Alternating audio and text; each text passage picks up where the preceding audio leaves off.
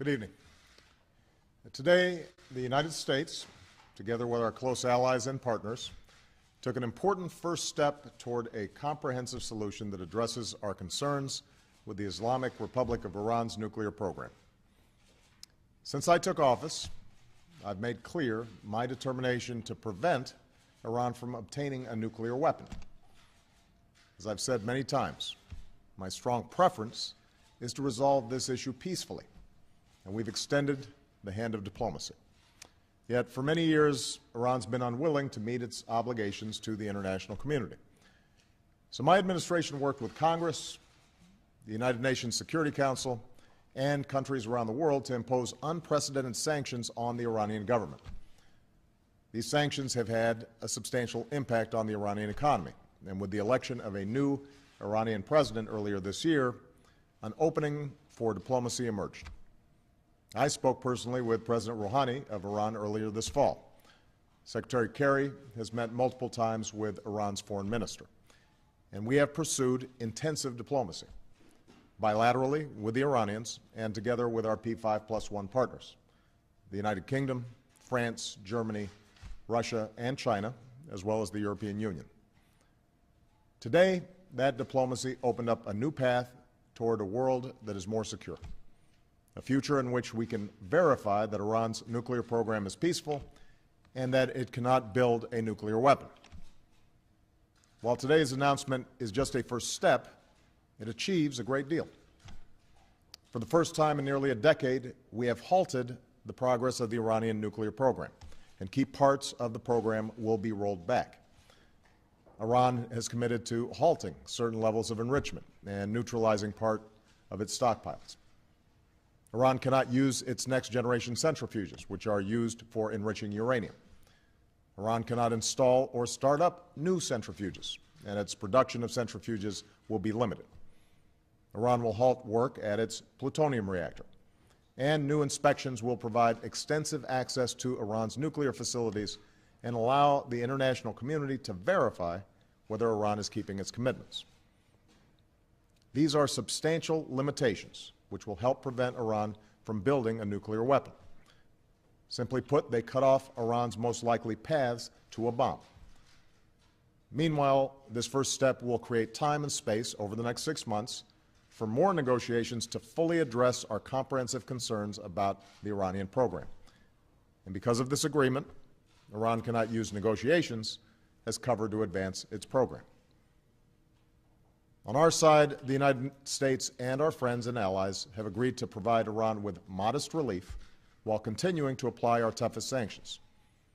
We will refrain from imposing new sanctions, and we will allow the Iranian government access to a portion of the revenue that they have been denied through sanctions.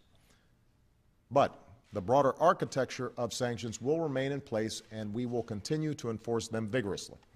And if Iran does not fully meet its commitments during this 6-month phase, we will turn off the relief and ratchet up the pressure.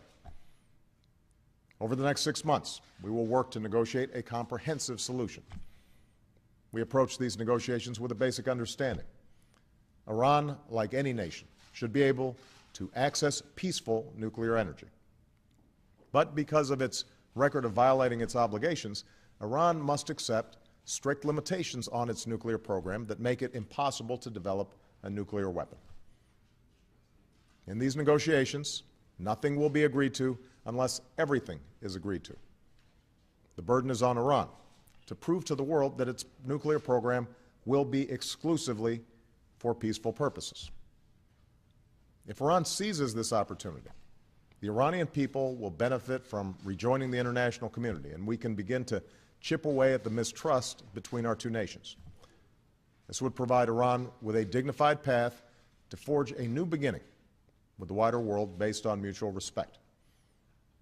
If, on the other hand, Iran refuses, it will face growing pressure and isolation. Over the last few years, Congress has been a key partner in imposing sanctions on the Iranian government, and that bipartisan effort made possible the progress that was achieved today. Going forward, we will continue to work closely with Congress.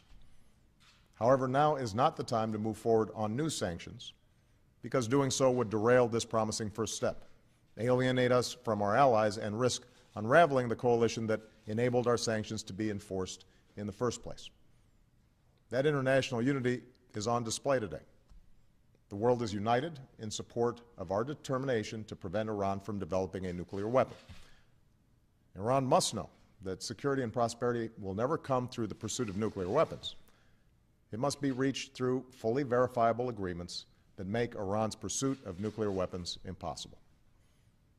As we go forward, the resolve of the United States will remain firm, as will our commitments to our friends and allies, particularly Israel and our Gulf partners, who have good reason to be skeptical about Iran's intentions. Ultimately, only diplomacy can bring about a durable solution to the challenge posed by Iran's nuclear program. As President and Commander-in-Chief, I will do what is necessary to prevent Iran from obtaining a nuclear weapon. But I have a profound responsibility to try to resolve our differences peacefully, rather than rush towards conflict. Today, we have a real opportunity to achieve a comprehensive, peaceful settlement, and I believe we must test it.